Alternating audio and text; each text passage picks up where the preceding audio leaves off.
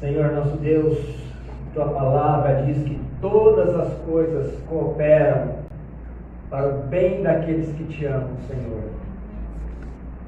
Todas elas, todas as coisas, Senhor.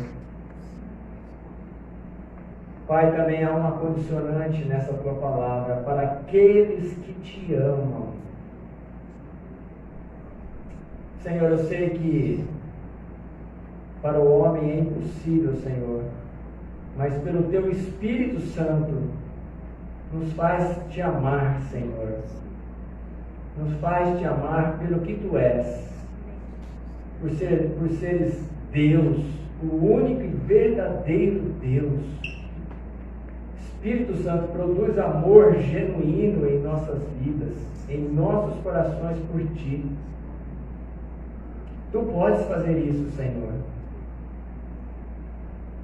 Agora, por meio da Tua palavra, Senhor, gera amor em nós.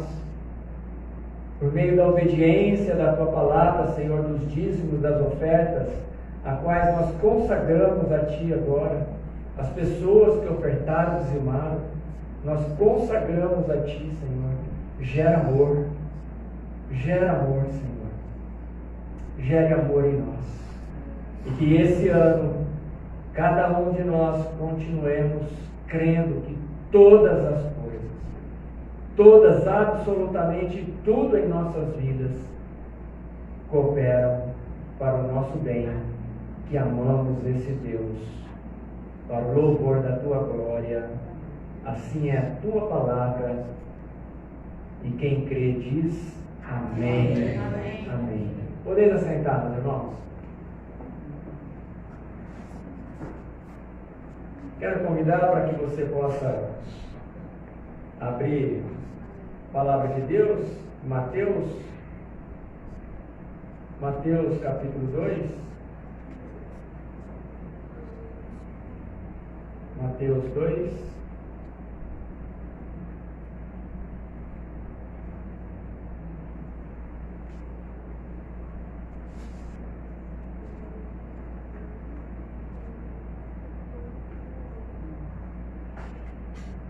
Em casa também, busca para a Bíblia rapidinho aí, abre também. Mateus, primeiro evangelho, primeiro livro do Novo Testamento. Mateus capítulo 2, a partir do verso 1.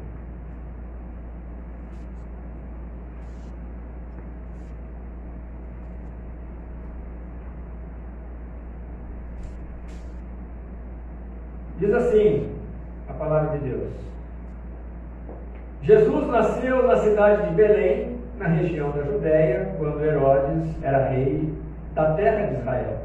Nesse tempo, alguns homens que estudavam as estrelas vieram do Oriente e chegaram a Jerusalém.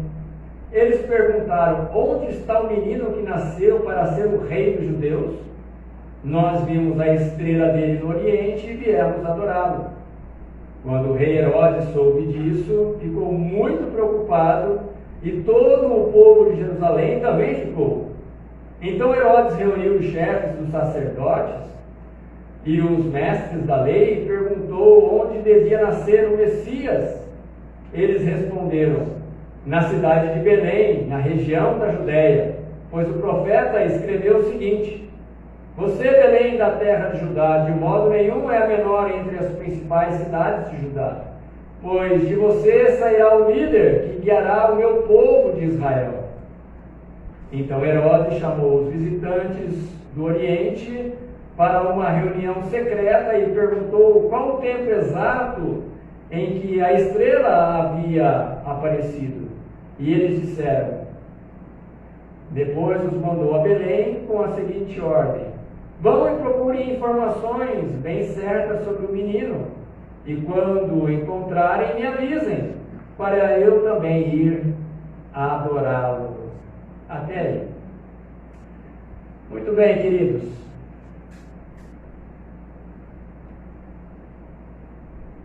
Esse domingo é chamado domingo da Epifania do Senhor. É o domingo que fecha o advento do Senhor, que é o nascimento do nosso Senhor Jesus Cristo. É o domingo Se o Natal está para o nascimento, para representar a humanidade de Cristo entre nós, entre os homens, a Epifania está para demonstrar a sua divindade. A sua divindade. Então, a primeira manifestação da glória divina de Cristo entre nós, a primeira manifestação da glória divina é o que está aqui nesse texto, quando os magos vieram do Oriente para adorar o Rei dos Judeus, adorar o Rei dos Reis, adorar o Senhor Jesus. Isso é chamado, então, no nosso calendário litúrgico da Igreja Presbiteriana Independente, de Epifania do Senhor. Epifania, no vocabulário, significa algo extraordinário, algo espetacular que acontece, algo inexplicável. Vocês se lembram da sarça ardente? Aquilo ali é uma epifania, é uma representação de algo sobrenatural, que não tem explicação nas leis da física, por exemplo. Isso é uma epifania.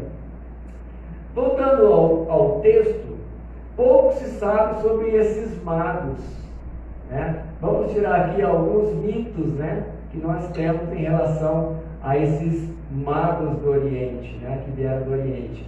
Magos ou sábios que visitaram Jesus na ocasião do seu nascimento.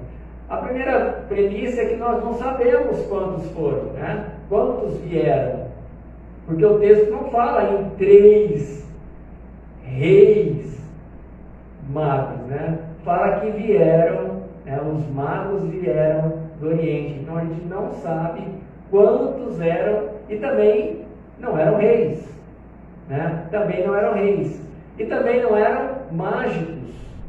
Talvez por causa da palavra magos ser um pouco perto de mágicos, está no consciente coletivo que eles eram mágicos, mas não eram sábios que estudavam, né, as estrelas, podemos chamar na ciência de astrônomos, né, que estudavam a ciência, talvez um pouquinho mais de cientistas da época, né, foram cientistas da época, mas não tem nada de reis, né. E por causa também dos 3 presentes relacionados no texto, que foi dado, né? Se a gente continuasse lendo o texto, um texto muito conhecido, da qual eles trouxeram 3 presentes. Então nós também, no consciente, né, coletivo, da tradição romana também, falam-se de 3 reis. Então não eram nem 3, o texto não afirma que eram nem 3, que não eram reis. Mas o texto nos diz que causou um grande alvoroço em Jerusalém.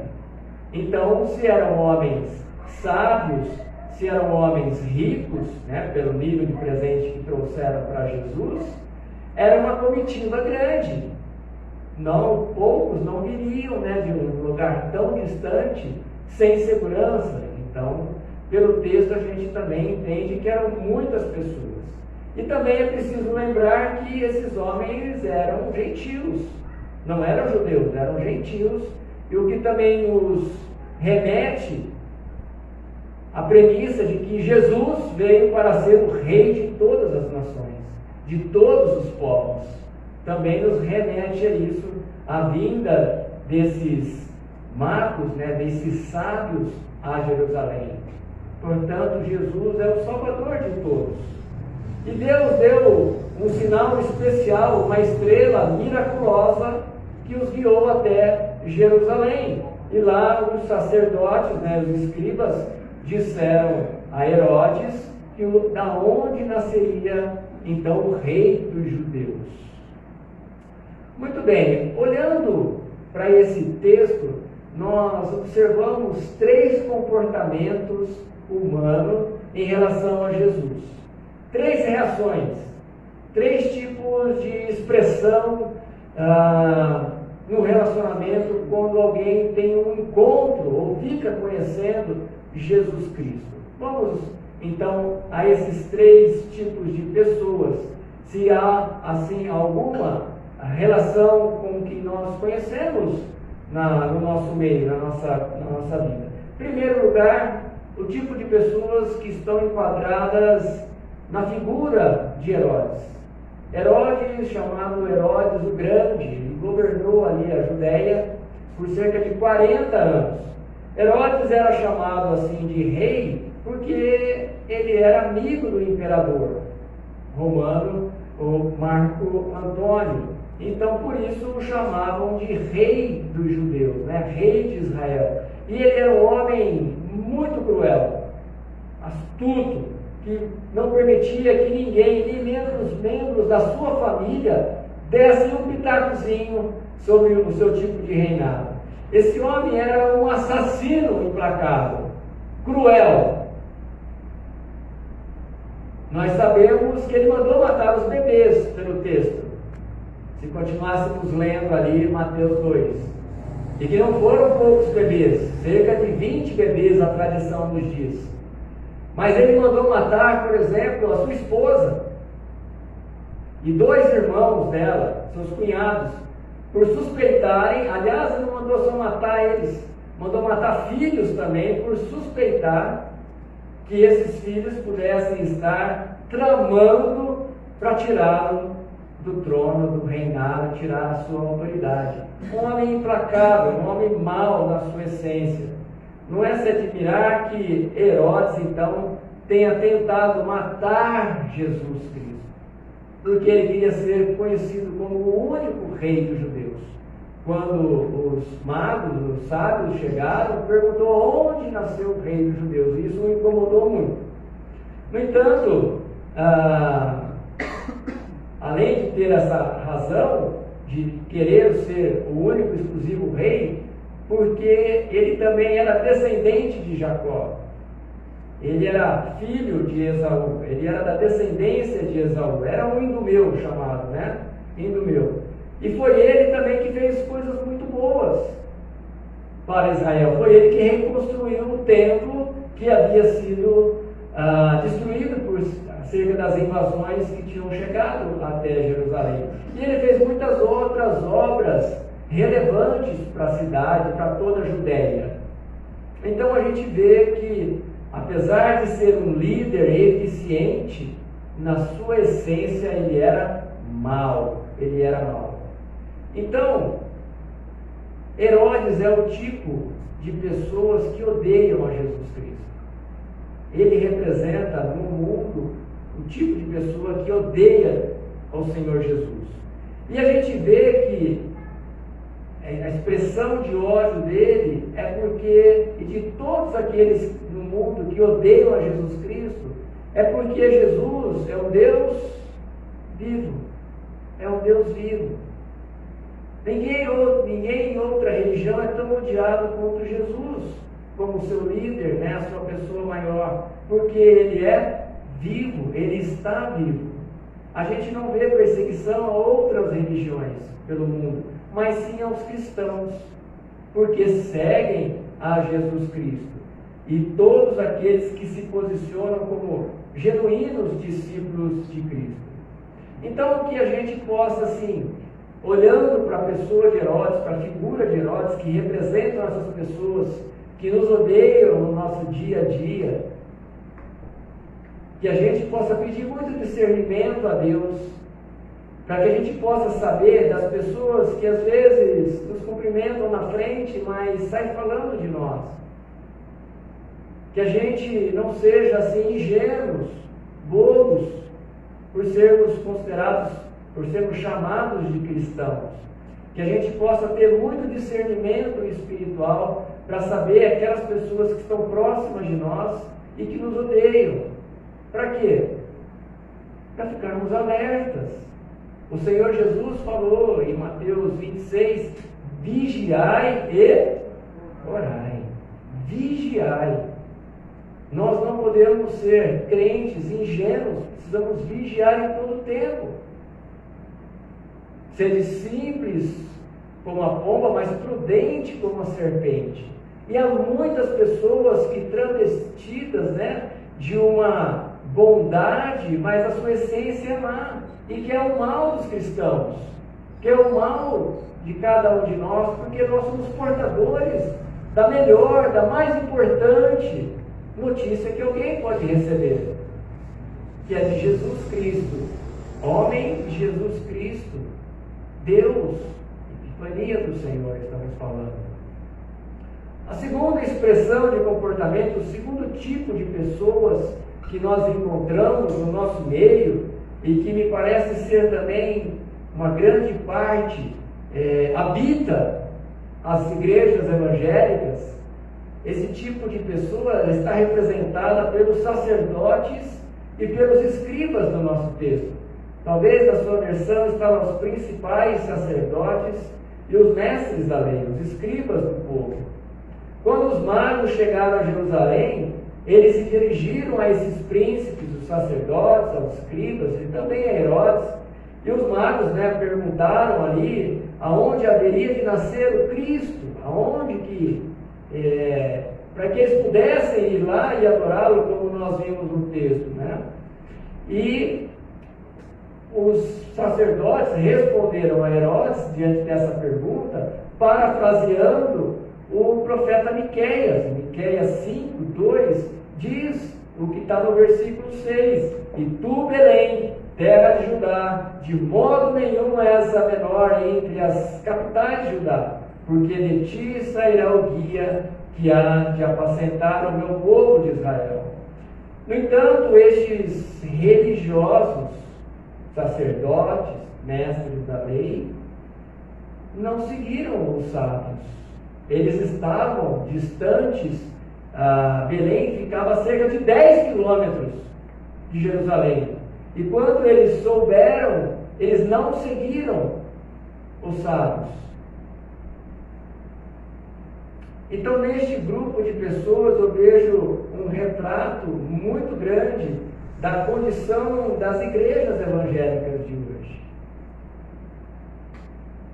Às vezes, irmãos que até vêm aos cultos frequentemente, irmãos que até participam de ministérios, mas no seu dia a dia não expressam o amor de Deus.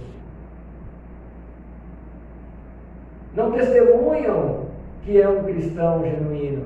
Pelo contrário, às vezes é rude, às vezes é grosso. É grosso no lar, é rude no lar, é rude com as pessoas. Colegas de trabalho, é impulsivo. Também eu penso que parte dessas pessoas que ignoram a Cristo, como esses religiosos, vivem dominados pela sensualidade. E que na hora de expressar a sua fé por meio da obediência à palavra de Deus, fechar as portas para a sensualidade, são facilmente dominados pela tentação e cedem aos desejos da carne. Também eu vejo representado parte das pessoas que circulam nas igrejas evangélicas, que expressam a ignorância em relação a Jesus Cristo, pessoas que participam pouco das atividades. Olha quantas atividades nós realizamos no ano passado. Veja quantas pessoas participaram das nossas atividades. Atividades pontuais ou atividades frequentes da nossa rotina, quantos participaram? Eu vejo pessoas que ignoram na sua relação com Jesus Cristo, pessoas que têm uma vida pobre no relacionamento com Jesus. E quando nós falamos do relacionamento com Jesus, são pessoas que buscam um pouco a Jesus por meio da sua palavra, por meio da meditação na sua palavra, por meio de oração, por meio de tempo de oração. São pessoas do tipo acomodado, como aqueles religiosos. Aqueles religiosos que conheciam a profecia. Aqueles religiosos que conheciam a palavra de Deus. Aqueles religiosos que citaram a promessa da vinda do Messias, não quiseram se deslocar para seguir os sábios, para realmente verificar se realmente havia a profecia se cumprido.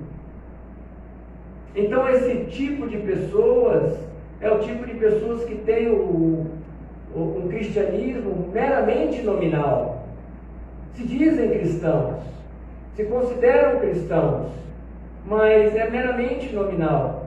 Como foram aqueles sacerdotes e escribas, alvos por todos os evangelhos que nós conhecemos, alvos de grande admoestação da parte de Cristo. Em todo o tempo, vamos chamar aqueles religiosos sacerdotes de sepulcros caiados. Por dentro cheiram, fedem, por fora são coisas, bem ajustadas, quem vê é bonito, mas por dentro é fedor, é carniça, é cheiro de podre. São cristãos nominais, são religiosos, são mais religiosos do que discípulos de Cristo Jesus.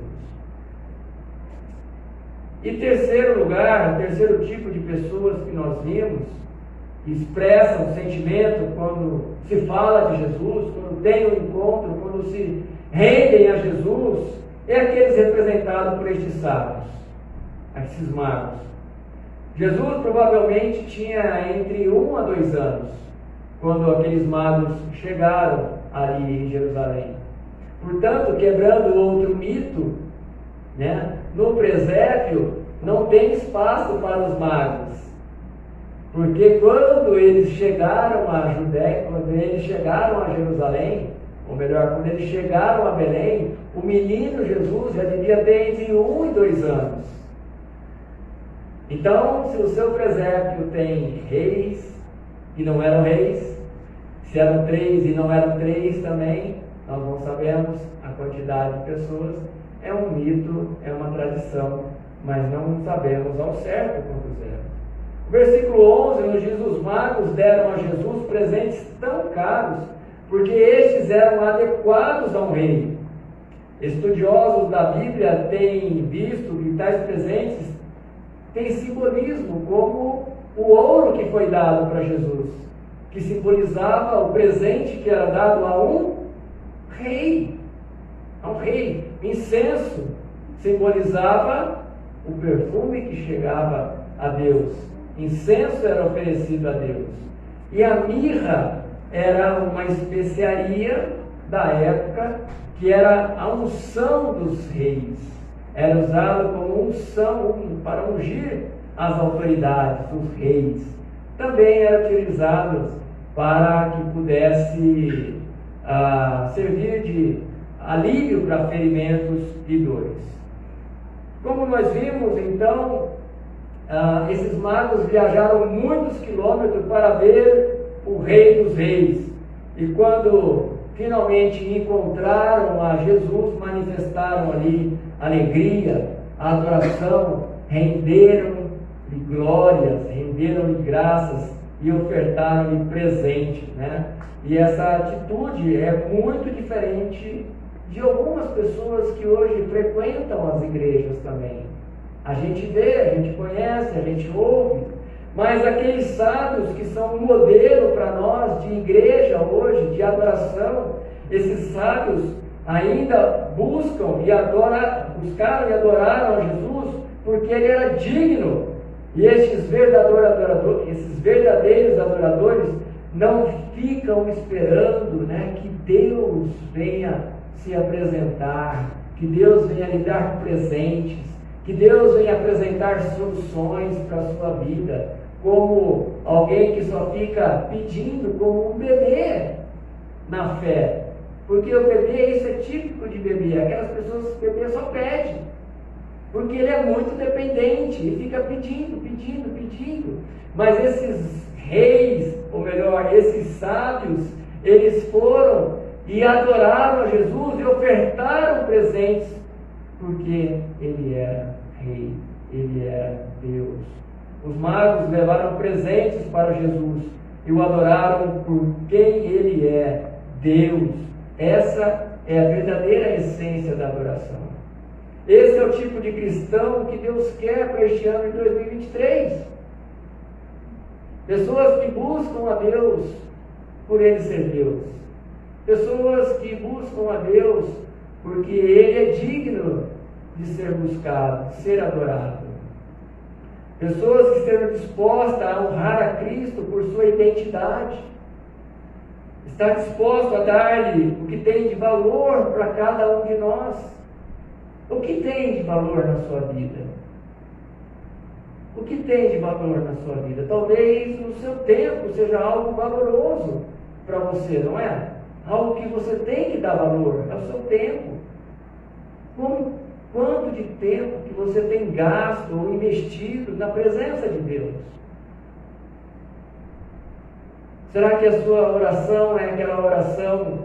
E quando eu falo de oração, não é simplesmente uma prática religiosa, mas quando a gente fala de oração, significa relacionamento com Deus. Dialogar com Deus. Oração, eu posso falar quanto tempo você fica dialogando com Deus. E não monólogo, mas dialogar com Deus. Há quanto tempo você investe permitindo que Deus fale com você por meio da leitura, uma leitura criteriosa, cuidadosa, com tempo, sem pressa, em cima das Escrituras Sagradas. Quanto tempo no seu dia você investe na presença do seu Deus? Isso é valoroso para você? Quanto você investe dos seus dons, dos seus talentos? Será que você será como aquele senhor que deu 5 talentos e devolveu mais 5, entregou 10 talentos ao Senhor? Ou será que nós, em 2023, aquele talento que Deus nos deu, nós vamos enterrar e no final do ano de 2023, talvez, vamos chegar, Senhor, toque o seu talento. Porque eu sei que o Senhor é um Deus bravo, sisudo, e fiquei com medo de desperdiçar o seu talento e estou lhe devolvendo um talento.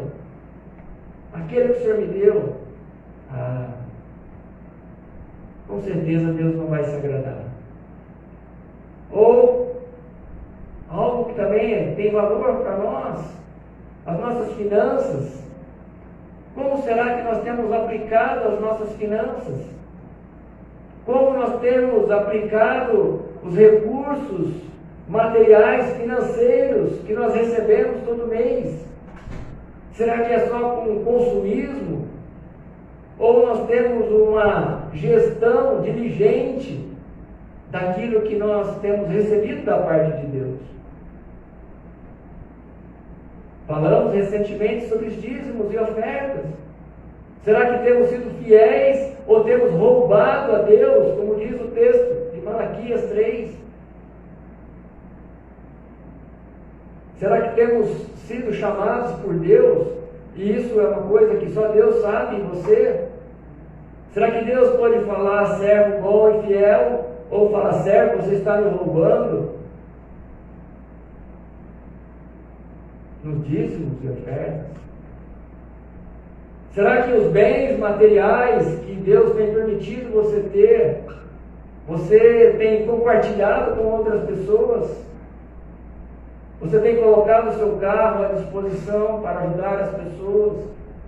E assim por diante? Ou será que a nossa prioridade como cristão está toda bagunçada, mal gerida, e Deus fica lá bem guardadinho na nossa lista de prioridade? Eu sei que o Senhor está aí, fica calmo, eu vou te dar um tempinho. Mas Ele não está no topo.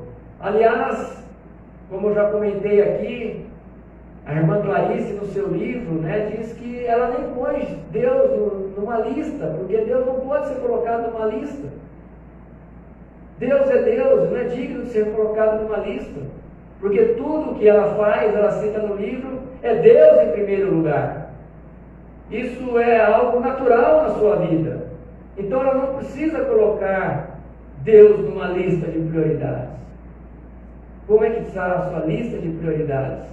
Como é que está a sua vida? Será que a realidade de Mateus 6,33 está acontecendo no seu ano, aconteceu no seu ano de 2022?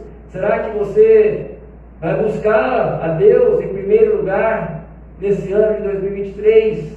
Você que veio aqui nesse primeiro domingo do mês, primeiro domingo do ano, eu quero crer que sim. Você que está me acompanhando, eu quero crer que sim. E o meu rogo, o meu pedido a Deus é que seja assim. Que você ofereça tudo isso que eu falei a Deus. Que você ofereça sacrifícios de louvor a Deus.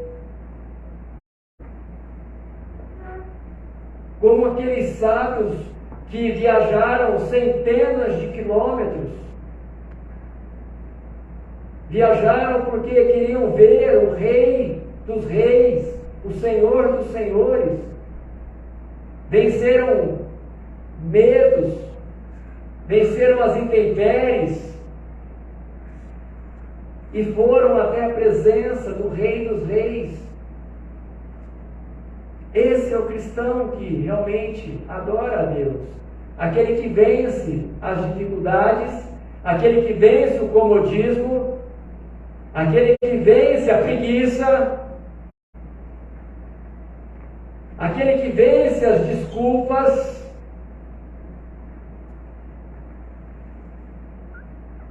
aquele que vence as circunstâncias, enfim. Qual vai ser a sua postura? Qual tipo de expressão você vai expressar para Cristo e para a sua igreja, e para a sua família, e para os seus amigos, no seu rol de amigos? Qual tipo de pessoa? Certamente não será aquele de quem odeia a Cristo Jesus como Herodes, mas que nunca seja aquele que ignora a Deus, como os sacerdotes, como os escribas, como os religiosos, aqueles que são somente conhecidos como cristãos nominalmente, sem testemunho, sem ousadia, sem desejo de proclamar, sem testemunho de vida cristã. Aqueles que ignoram o Evangelho, ignoram obedecer a palavra de Deus, que são vencidos facilmente pela tentação. Eu também espero que você não esteja, espero que eu não esteja nesse grupo de pessoas em 2023. Eu espero, como você também espera, estar nesse grupo representado pelos sábios, o grupo dos adoradores, o grupo daqueles que ofertam presentes para o Rei dos Reis. Os melhores presentes. Os melhores presentes.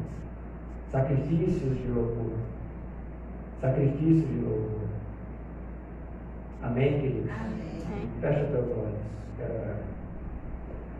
Senhor, em nome de Jesus, somos desafiados, Senhor.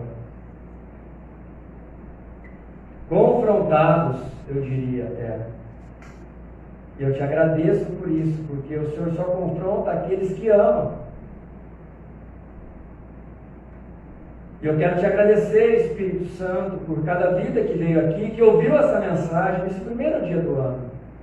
Alguém que está me acompanhando também pela rede social, que está ouvindo essa mensagem. Senhor, eu quero consagrar nossas vidas a Ti, Senhor.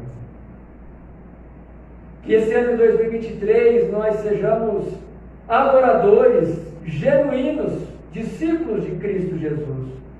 Pessoas que expressam essa filiação, essa identidade cristã através de uma expressão de amor a Ti, amor às pessoas, de forma muito prática, uma aplicação no dia a dia e não só dominicalmente, ou quando estamos na igreja, em alguma outra atividade, mas algo que parta de dentro de cada um de nós, uma adoração interna, Senhor, uma adoração que o Senhor, somente o Senhor conhece, e aquilo que permeia os nossos corações e mentes sejam, como diz Paulo em Filipenses 4:8, algo bom, algo de boa fama, algo nobre, algo verdadeiro, justo. Que seja isso, Pai, que passe, que permeie toda a nossa mente e nosso coração durante esse ano de 2023. Senhor, eu quero abençoar essas vidas, Senhor. Eu quero abençoar cada uma dessas vidas com a presença do Teu Espírito gerando fé, gerando, Senhor, bom ânimo, gerando perseverança, porque os dias são maus. Aparentam serem maus, ó Deus, mas o Senhor nos produzindo em nós fé, bom ânimo, perseverança, nós chegaremos no final desse ano e estaremos aqui unidos para agradecer a Ti, Senhor, e declarar que até aqui o Senhor nos ajudou. E que a cada dia desse ano nós possamos ser esses adoradores que o Senhor busca. Adoradores que buscam o Senhor em espírito e também de verdade. Não só da boca para fora. Não só para demonstração, para a opinião pública, para uma questão de reputação. Porque o Senhor não está interessado em reputação, o Senhor está interessado na essência, na intenção daquilo que realmente passa pelos nossos corações. Senhor Deus, Espírito de Deus, ajuda-nos, ajuda a tua igreja, Senhor, neste país, Senhor, a ser uma igreja que adora o Senhor em espírito e verdade. Senhor, ajuda as crianças, Senhor, a se tornarem verdadeiras adoradoras. Ajuda nossos jovens, Senhor, a ser jovens que adoram o Senhor, que oferecem sacrifícios vivos de louvor ao Teu nome. Senhor, abençoa a Tua igreja, Senhor. Senhor, que a Tua igreja em 2023 seja uma igreja, uma noiva, que te apresente a Ti, Senhor, como sem manchas, sem manchas, Senhor, sem sujeira, Senhor, aprovada, adornada, do jeito que importa que ela seja. Abençoa a Tua igreja, Senhor, nesta nação. Traz um avivamento, Senhor. Derrama um avivamento sobre nós. Derrama um avivamento sobre essa igreja, Pai. Sobre todas as nossas vidas aqui. Para que genuinamente sejamos discípulos de Cristo Jesus. Assim eu oro, Pai. Assim nós oramos. Para o propósito e louvor da Tua glória. Em nome de Jesus. Amém. Amém. Graças a Deus, irmãos. Glória a Deus.